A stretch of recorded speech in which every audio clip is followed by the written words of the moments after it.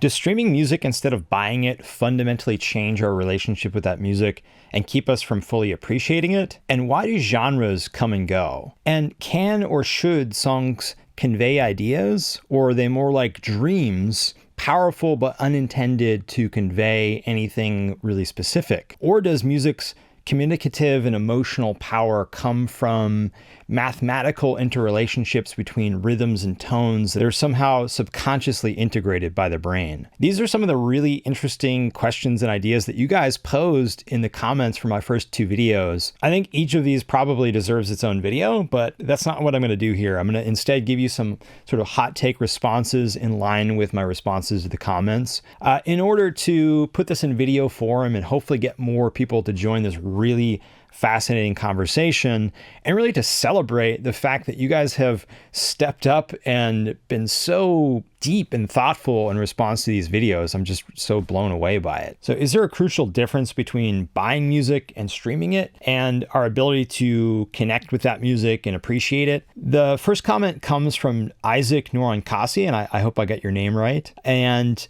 he really made me think. So he was pushing back on this idea that we can calculate how much we pay per album or per song. And this was a point I made in response to Rick Beato and others that say, in essence, the price we pay per song is zero, that the price we pay per album is zero, that it's essentially monetarily valueless. And so I'll just read a part of Isaac's comment because it really made me think on this topic. It said, in a way, it makes sense to say that music is valueless since we no longer pay for it, but for the right to have access to it on a temporarily unlimited basis. So we temporarily have access to unlimited music. Its value has been diluted and dissociated, and it is impossible to compare it with the value we give it when we buy a record. Now, this actually brought to mind for me, I think, a really helpful analogy, which is the difference between renting and buying a home. If you buy a home, it's a reflection of you and you really do care about it and you think about it as a reflection of you. Whereas if you rent a home, yeah, you're going to be there temporarily. So maybe you only mow the lawn when it's 2 feet high. Maybe you wait a couple days before you clean the cat puke off of the rug.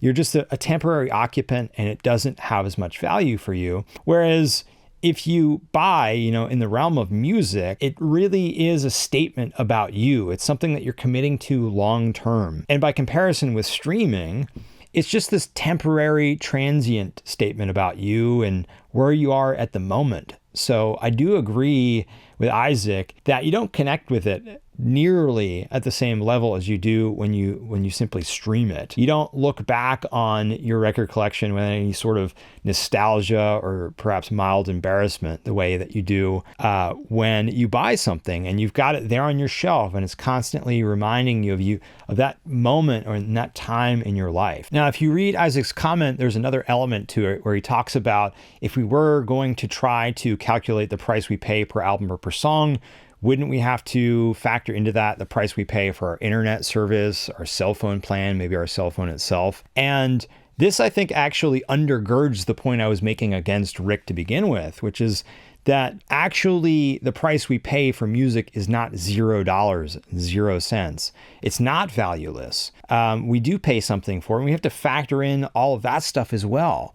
So yeah, it's different in that what we're paying for is temporary access, not the physical, if less convenient, CDs and vinyl that we could otherwise be getting, but we're still paying something. So ultimately, I disagree with you, Isaac, that it's valueless, but I do agree that when we stream as opposed to buying, it certainly dilutes the value and the experience of the value of that music. So thanks for your comment. Why do genres of music come and go? This was a topic raised by Uncle Mick's Synths. He said, I just get fed up with all the whining that music sucks because insert my favorite genre doesn't chart anymore. It's just the way of the world. Genres come and then they fade to become nostalgia, whether that's 70s rock, punk, techno, or medieval chant. At some point, little new is being said in the genre, or the audience has simply moved on and the genre no longer speaks to them. And this brought to mind a lot of thoughts, so thank you for your comment, Uncle Mick. I think part of the explanation for genre change is that it's a scientifically proven fact at this point that part of what makes music so pleasurable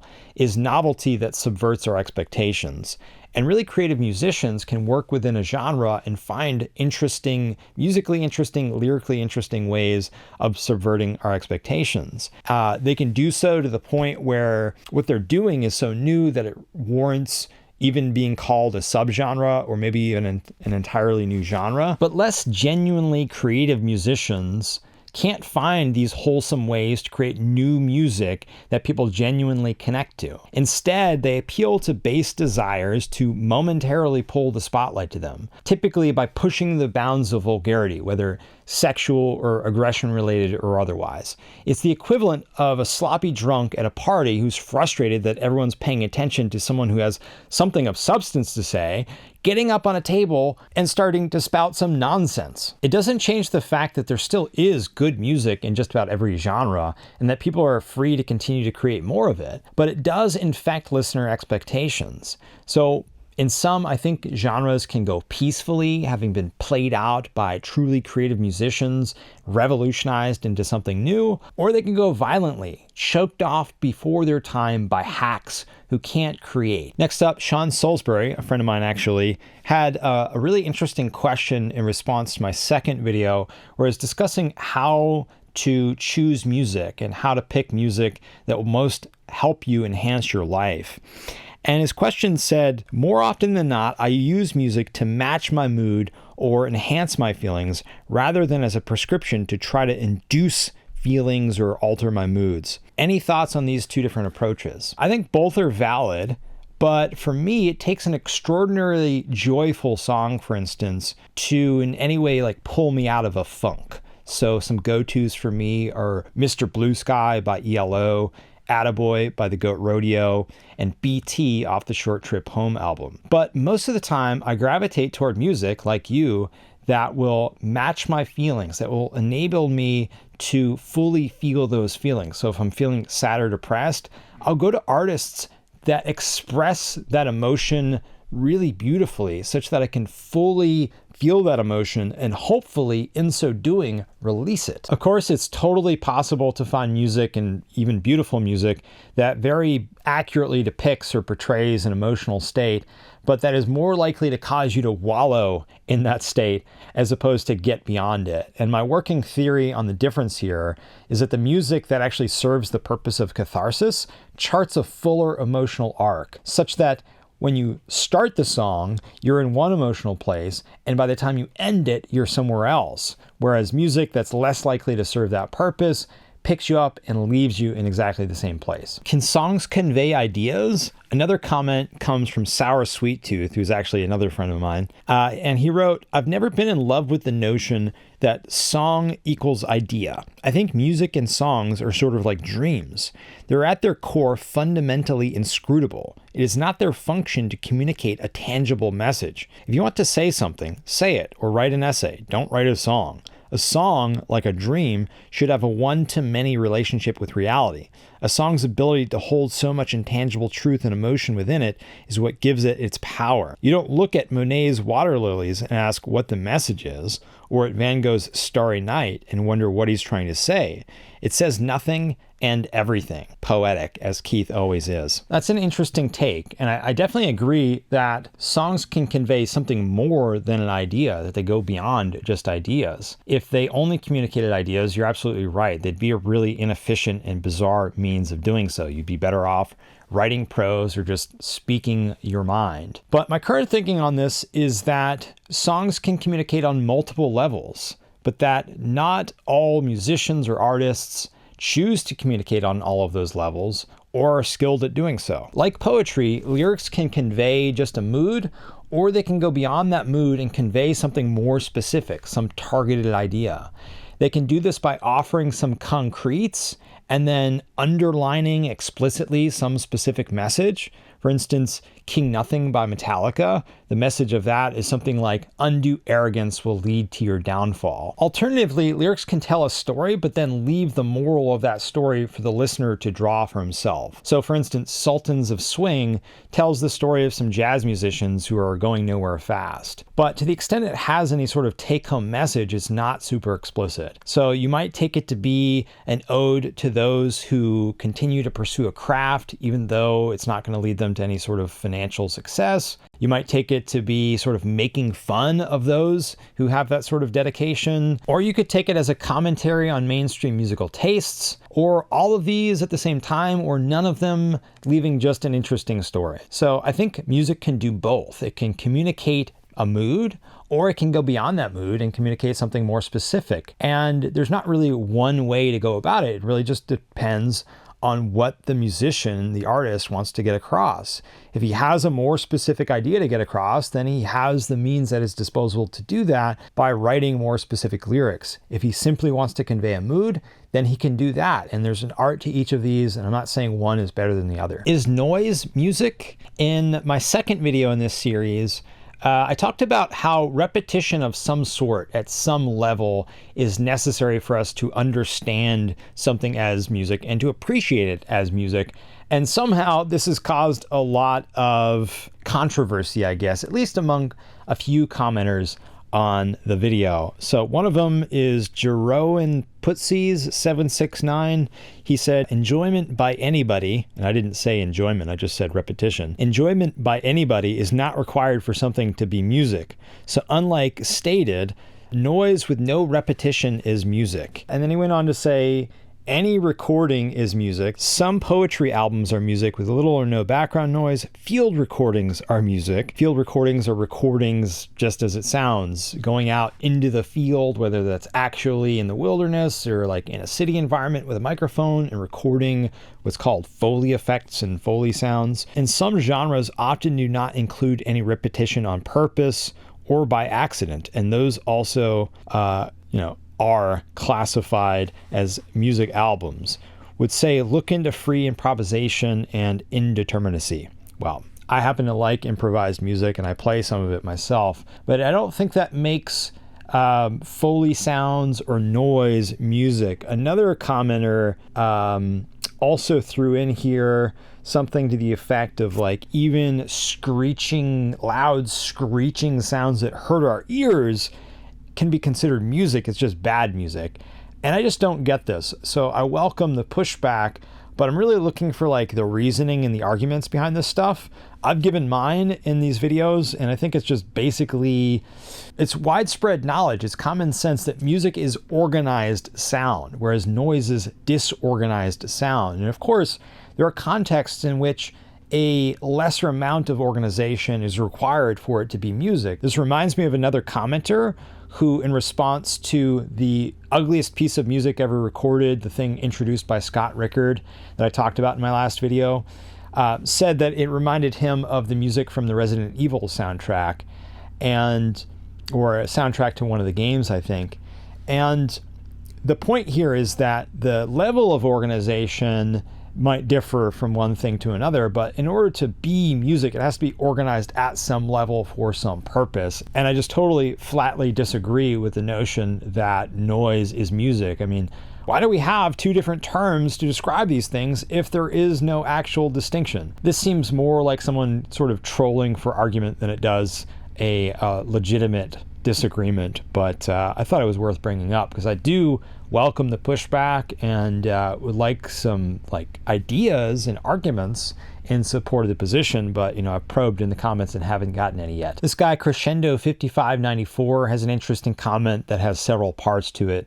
I'll take it a bit at a time. He says, I wholesale reject the idea that grids sound more robotic. So he's talking about Rick Beato's point and his, WTF happened to music video, where he took John Bottom's shuffle beat from Fool in the Rain and quantized it to a grid.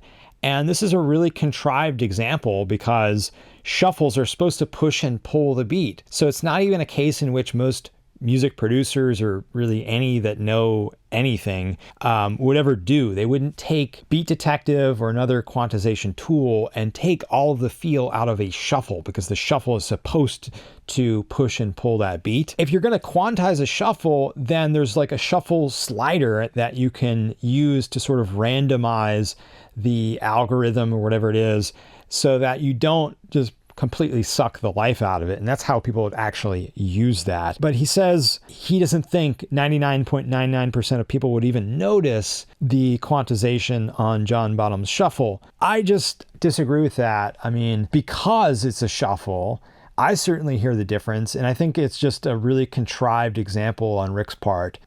If you were going to take a straight, quarter note beat or something and quantize that, yeah, most people are not going to hear the difference. I think I would. I mean, I've listened to it enough to tell the difference, but I don't think most people would.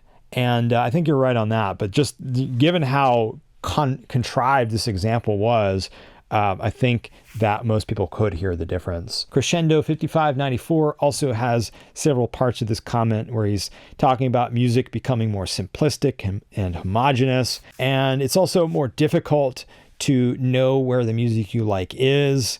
It's this incredibly dense oversaturation of music online is difficult to wade through. So you have to more and more often rely on algorithms to find it for you. Yeah, there's definitely something to that. There's way more options to choose from. So you have to spend more time thinking about what you're going to listen to or finding the things that you really like. But it reminds me of a comment that a friend of mine made recently. He pointed out, more music is being made today than ever before in history. And if you can't find something you like, that's more of a skills problem than it is a music problem. Like, you don't know what tools are out there. There are tools like the algorithms, and most of the time those aren't great, but sometimes they'll throw up something that you do like. There are tools like Last.fm or Last.fm with user reviews that are aggregated to sort of pull what most people like to the top. But I do think that there's a gap today, and that's that there are a lot of music commentators like Rick who spend a lot more time bemoaning